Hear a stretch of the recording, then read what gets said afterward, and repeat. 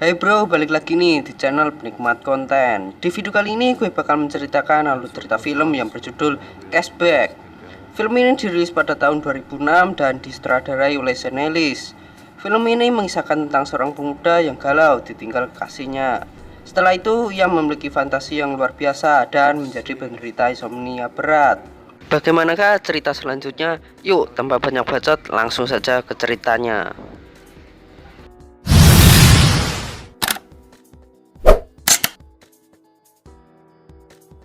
Film ini mengisahkan seorang pemuda yang bernama Ben Wellis. Ia bertengkar dengan kekasihnya yang bernama Susie. Karena Ben memutuskan hubungan mereka dengan alasan Ben tidak mampu membahagiakan Susie.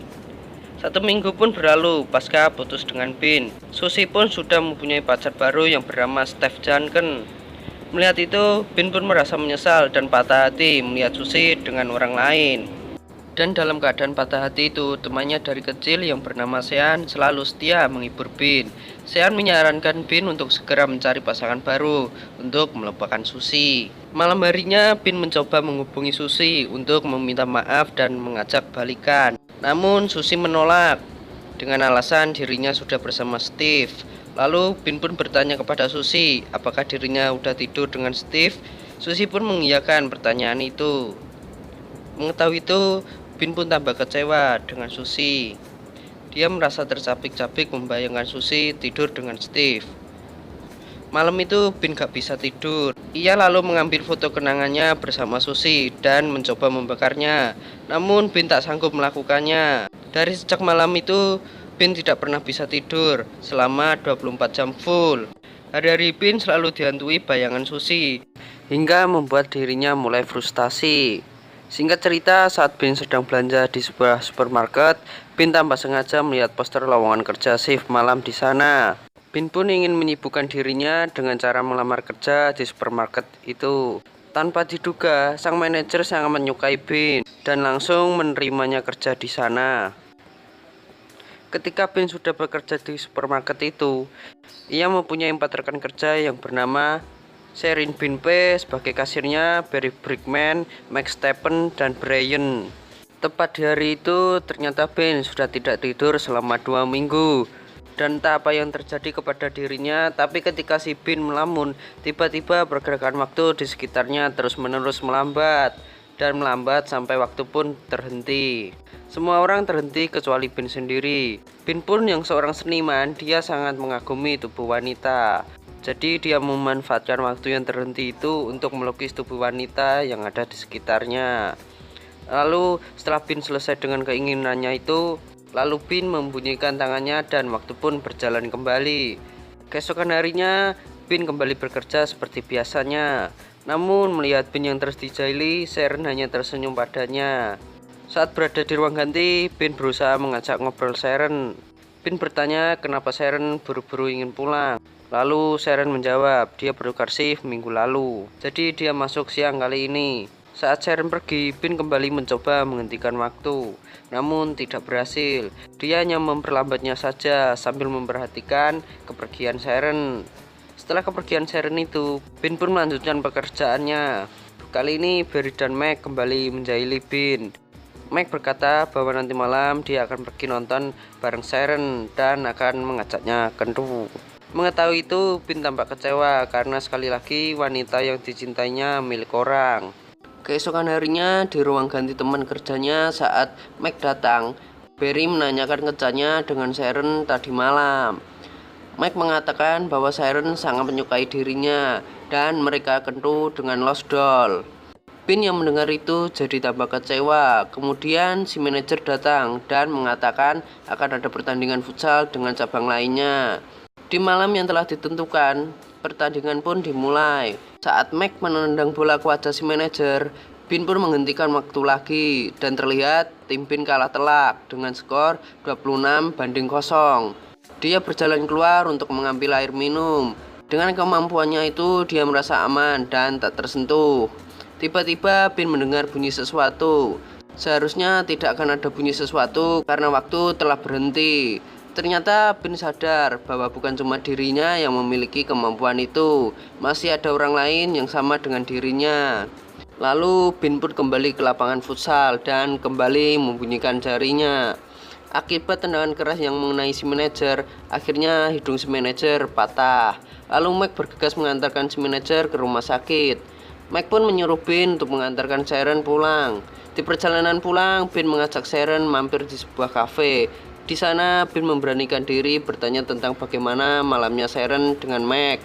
Mendengar pertanyaan Bin itu, Sharon pun langsung membantahnya. Dia mengatakan mereka pergi hanya sekedar teman dan tidak lebih. Bin pun kembali bersemangat lagi karena mengetahui Sharon masih jomblo. Mereka pun saling bercerita tentang masa lalu dan keinginan masa depan mereka. Sampai saat Bin mengatakan bahwa dia ingin menjadi pelukis terkenal. Sharon yang menyukai sebuah lukisan pun menjadi kagum terhadap Bin.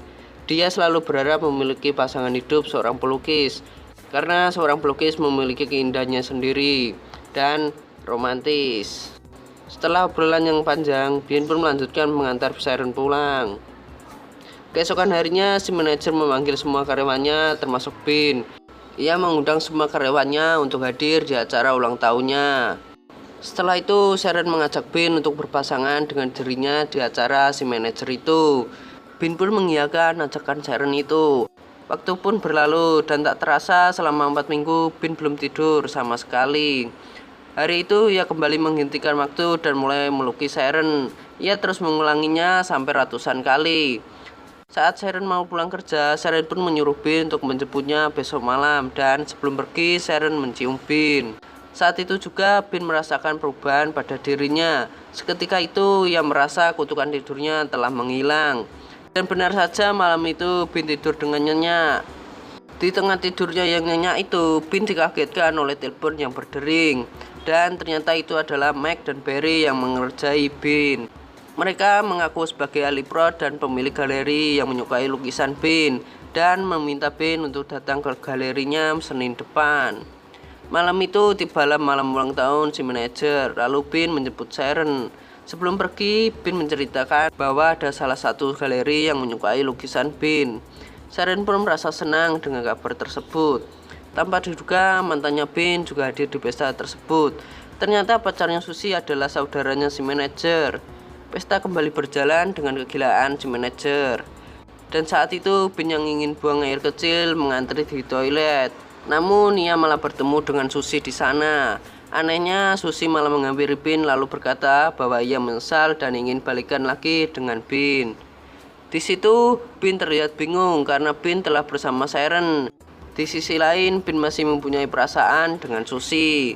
Dan tiba-tiba Susi langsung mencium Bin. Dan tanpa diduga aksi Susi itu dilihat Sharon. Sharon yang melihat hal itu merasa kecewa dan langsung pergi meninggalkan pesta tersebut. Bin yang menyadari hal itu pun seketika menghentikan kembali waktu. Di tengah waktu yang berhenti itu, Bin berpikir keras bagaimana caranya meyakinkan Sharon. Kemudian Bin teringat dengan karya lukisannya yang akan dipajang di galeri milik Elecprod itu. Bin memutuskan untuk memajang lukisan Sharon di galeri itu dan mengundang Sharon untuk melihatnya. Setelah menemukan solusi, Bin pun membiarkan waktu berjalan kembali. Setelah pesta usai, Bin pun mendatangi rumah Sharon untuk menjelaskan tentang Susi. Namun Sharon yang sedang emosi lalu memarahi Bin dan karena Bin merasa tidak berhasil, Bin pun pergi dengan perasaan kacau balau. Dan ketika ia berpisah dengan Sharon, tiba-tiba kutukan tidurnya kembali. Ia menjalani hari-hari tanpa tidur. Singkat cerita, akhirnya tibalah saatnya Bin bertemu dengan pemilik galeri. Setelah bertemu dengan Alex Prod, pemilik galeri, Alex mengaku tidak pernah menelpon Bin sama sekali. Ia juga berkata tak pernah membuat janji dengan Bin. Bin tersadar bahwa ada seseorang yang mengerjai dirinya. Tapi melihat Bin yang sedang kecewa itu, Alex pun meminta Bin untuk menunjukkan lukisannya. Dan ternyata Alex tertarik dengan lukisan Bin tersebut. Lalu Alex ingin membuat janji bakal menampilkan lukisan Bin di galeri miliknya. Lalu Bin mengundang Sharon untuk melihat lukisan Bin di galeri itu. Di hari yang sudah ditentukan, banyak orang-orang yang menikmati hasil karya Bin. Bin pun berdiri di tengah-tengah keramaian orang-orang sambil menunggu kedatangan Sharon. Ketika Sharon datang, betapa kagetnya ia melihat ratusan lukisan dirinya terpampang di dinding galeri. Ia tak bisa berkata apa-apa dan hanya tersenyum dengan bahagia. Lalu Sharon pun menghampiri Bin. Bin berusaha menjelaskan tentang hubungannya dengan Susi. Namun Sharon menghentikannya dan berkata lukisan yang di galeri ini sudah menjelaskan semuanya. Lalu Bin bertanya, apakah kau percaya kepadaku? Dan kemudian Bin mencium Sharon. Dan seketika itu waktu terhenti. Lalu Bin mengajak Sharon keluar untuk menikmati hujan salju di tengah waktu yang terhenti itu. Dan mereka pun kini hidup dengan bahagia. Dan film pun tamat.